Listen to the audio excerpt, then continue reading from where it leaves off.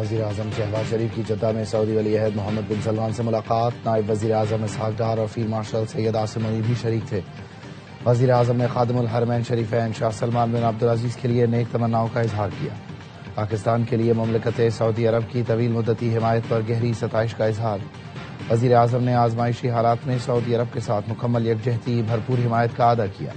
دونوں رہنماؤں کے درمیان خطے میں حالیہ پیش رفت پر تفصیلی تبادلہ خیال ہوا۔ وزیر اعظم کا کہنا تھا پاکستان ہمیشہ سعودی عرب کے ساتھ مضبوطی سے کھڑا رہے گا، امن کے مشترکہ مقصد کے حصول کے لیے ہر ممکن کوشش جاری رکھیں گے۔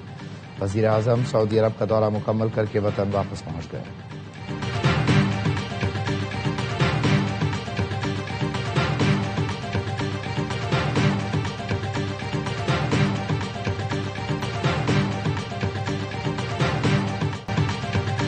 امریکی اڈے بند نہ ہوئے تو حملے جاری رہیں گے، دشمن کو قیمت چکانا پڑے گی، آبنائے ہرمز بند رہے گی۔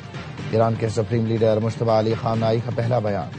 سپریم لیڈر نے کہا 15 پڑوسی ممالک کے ساتھ اچھے تعلقات ہیں، کچھ ممالک میں دشمن کے اڈے ہمارے خلاف استعمال ہو رہے ہیں، امریکی اڈوں سے حملے جاری رہے تو جوابی حملوں کے سوا کوئی چارہ نہیں۔ ایرانی فورسز نے دشمن کو حاوی نہیں ہونے دیا، مشکل وقت میں ایرانی عوام نے ہمیشہ بہتر فیصلے کیے، میرے والد اہلیہ بہن نے شہادت کا رتبہ پایا۔ آیت اللہ خامنہ ای سمیت ایران کے تمام شہداء کا بدلہ لیا جائے گا۔ دشمن نے ہمارے اسکولوں پر حملہ کیا، دشمن کو ایرانیوں کا خون بہانے کا حساب دینا پڑے گا۔ عوام کی خدمت کے لیے قرآن سے رہنمائی حاصل کروں گا، ایرانی عوام کا اتحاد ہمیشہ قائم رہے گا۔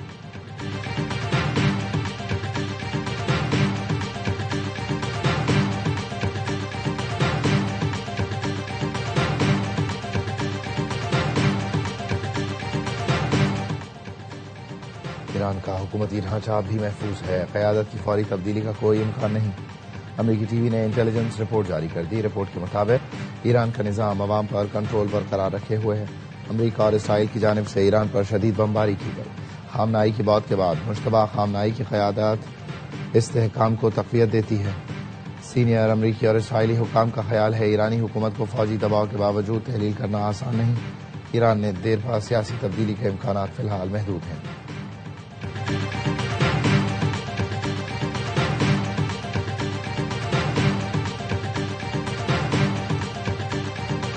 فادر صادق جہارم کی 43ویں لہر یا شدید العقاب کا آغاز۔ پاسداران انقلاب کے مطابق امریکی اور اسرائیلی اہداف کو نشانہ بنایا گیا۔ خرم شہر، عماد اور خیبر شکن میزائلوں کے ساتھ ڈرون استعمال کیے گئے۔ امریکی بحریہ کے 5ویں بیڑے اور تل ابیب کے قریب اہداف کو نشانہ بنایا گیا۔ تل ابیب اور ایلات کو میزائلوں سے نشانہ بنایا گیا۔ خرم شہر میزائل ڈبل وار ہیڈ کے ساتھ استعمال کیے گئے۔ حملوں میں انتہائی درست نشانہ بنانے والے ہتھیار استعمال ہوئے۔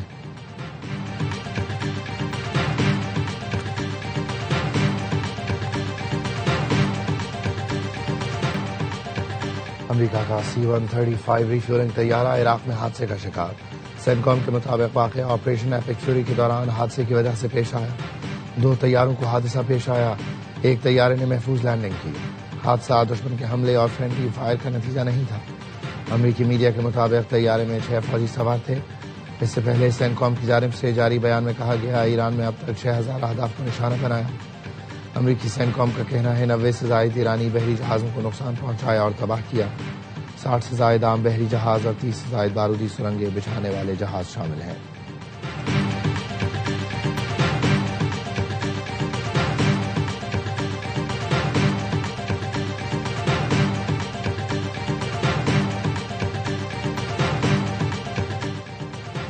ایران کے توانائی ڈھانچے پر تھوڑا سا بھی حملہ ہوا تو جوابی کارروائی کریں گے۔ ایرانی فوج کے خاتم الانبیاء مرکزی ہیڈ کوارٹر سے جاری بیان میں انتباہ۔ ترجمان ایرانی فوج کا کہنا ہے ایران کی بندرگاہوں پر حملہ کیا تو سخت رد عمل دیں گے، جوابی کارروائی میں خطے کے تیل اور گیس کے ذخائر کو آگ لگا دیں گے۔ ایرانی افواج کے کمانڈر ان چیف مجتبیٰ خامنہ ای کے حکم کے مطابق آبنائے ہرمز بند رہے گی۔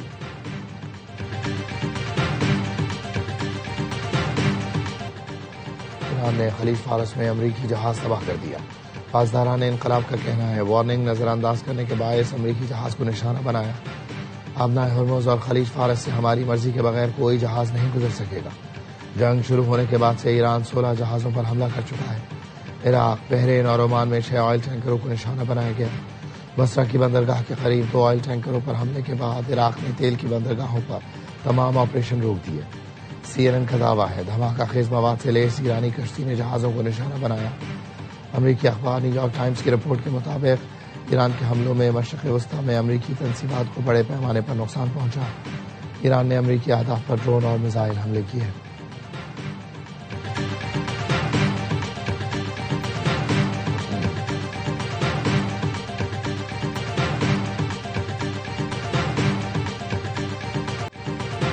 امریکہ اور اسرائیل کے ایران پر حملے جاری، تہران، اصفہان، کاشان اور شیراز سمیت دیگر شہروں میں بمباری۔ پردیش میں اسرائیلی حملے میں بل فروش شہید ہو گیا۔ تہران کے جنوبی علاقے میں انڈسٹریل زون پر بمباری کی گئی۔ یونیسیف کا کہنا ہے ایران پر امریکی اور اسرائیلی حملوں میں اب تک 200 سے زیادہ بچے شہید ہو چکے۔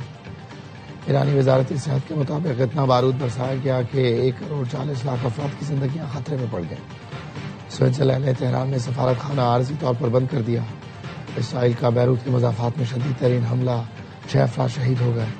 اسرائیلی حملوں میں اب تک 634 لبنانی شہید، 7,60,000 افراد بے گھر ہو چکے ہیں۔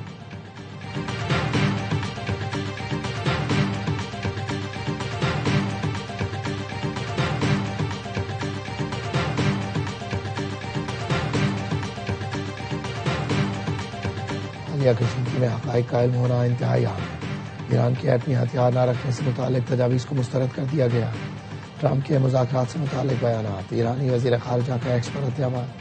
امریکی حکام کو مذاکرات میں تکنیکی معاملات سمجھ ہی نہیں آئے تھے۔ تیل کی بڑھتی قیمتوں، محصولات سے امریکی عوام نہیں کارپوریشنز فائدہ اٹھاتے ہیں۔ امریکی عوام کے گھروں کو کچل کر کارپوریشنز کو مالا مال کیا جاتا ہے۔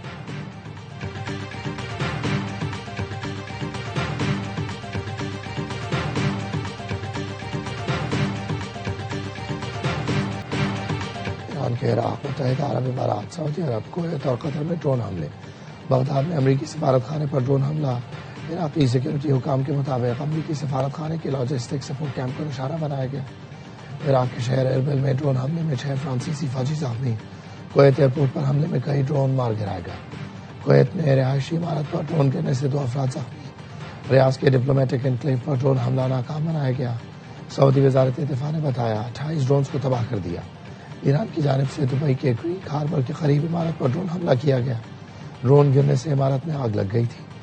ابوظہبی کے پرانے ایئرپورٹ پر پروجیکٹائل حملہ ناکام بنا دیا گیا۔ ایران نے جبل علی بندرگاہ میں بحری جہاز کو بھی پروجیکٹائل سے نشانہ بنایا۔ اماراتی فضائی دفاع نے 10 بیلسٹک میزائل اور 26 ڈرون تباہ کر دیے۔ اماراتی وزارت دفاع کا کہنا ہے ایرانی حملوں کے آغاز سے اب تک 278 بیلسٹک، 15 کروز اور 1540 ڈرون تباہ کیے جا چکے۔ قطری وزارت دفاع کے مطابق ایران سے داغے گئے 2 بیلسٹک اور 1 کروز میزائل کو فضا میں ہی تباہ کر دیا۔ قطری فورسز نے متعدد ڈرونز کو بھی مار گرایا۔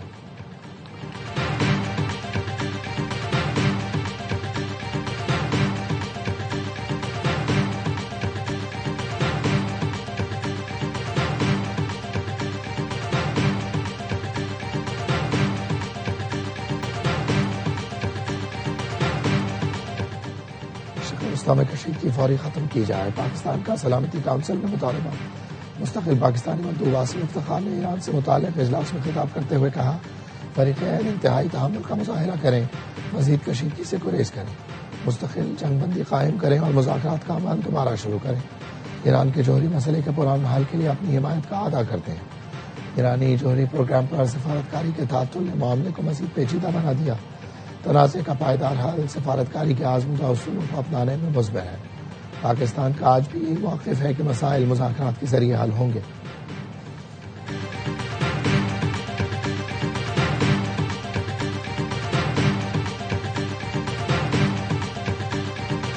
حلف کے بعد میں اپنی ترجیحات کو طے کروں گا۔ میں ایک آئینی گورنر ہوں، جو آئین کے مطابق میرے فرائض ہوں گے اس کے مطابق میں اپنے ذمہ داریوں کو ادا کروں گا۔ وزیر اعظم پاکستان، قائد پاکستان محمد نواز شریف صاحب کی عنایت ہے۔ صدر پاکستان کا شکر گزار ہوں۔ پاکستان کے تمام سیاسی کارکن کا شکر گزار ہوں۔ کامران کشوری کی چھٹی، نہال ہاشمی گورنر سے مقرر۔ صدر نے وزیر اعظم کی سمری پر دستخط کر دیے۔ نہال ہاشمی وزیر اعظم سے ملاقات کے بعد کراچی پہنچ گئے۔ اہل علاقہ نے والہانہ استقبال کیا۔ چیئرمین پی پی بلاول بھٹو کی نہال ہاشمی کو مبارکباد، کہا امید ہے نہال ہاشمی وفاق اور صوبے میں ہم آہنگی کے لیے مؤثر کردار ادا کریں گے۔ گورنر سندھ کی تبدیلی پر ان کے برہم، وفاقی حکومت چھوڑنے کی دھمکی دے دی۔ فاروق ستار کہتے ہیں کامران ٹیسوری کی تبدیلی شہباز شریف حکومت کی سنگین غلطی ہوگی. پیپلز پارٹی اور نون لیگ کرائم پارٹنر ہیں. ہمیں ہماری اوقات بتا دی گئی. ایسے یک طرفہ فیصلے کے بعد حکومت میں رہنے کا کوئی جواز نہیں.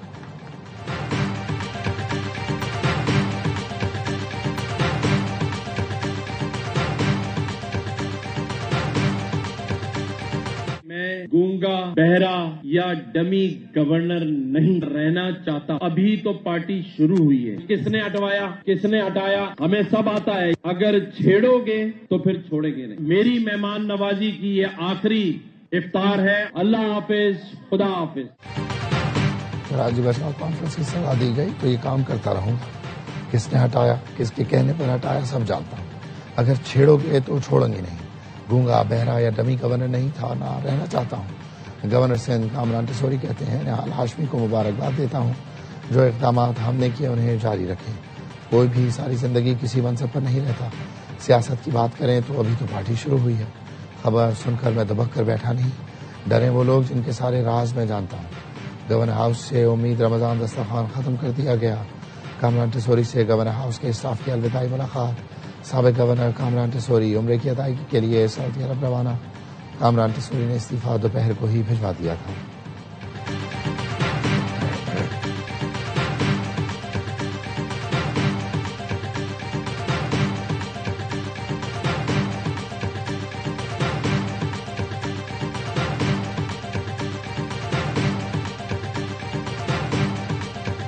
نئے گورنر آئے ہم ان کو بھی ویلکم کرتے ہیں. ان کے ساتھ سندھ گورنمنٹ کوآپریٹ کرے گی. پہلے گورنر کے ساتھ بھی ہم نے کوآپریٹ کیا اور ہم چاہتے ہیں کہ جی سب نے مل جل کر اپنے پاکستان کو آگے لے کر چلنا ہے.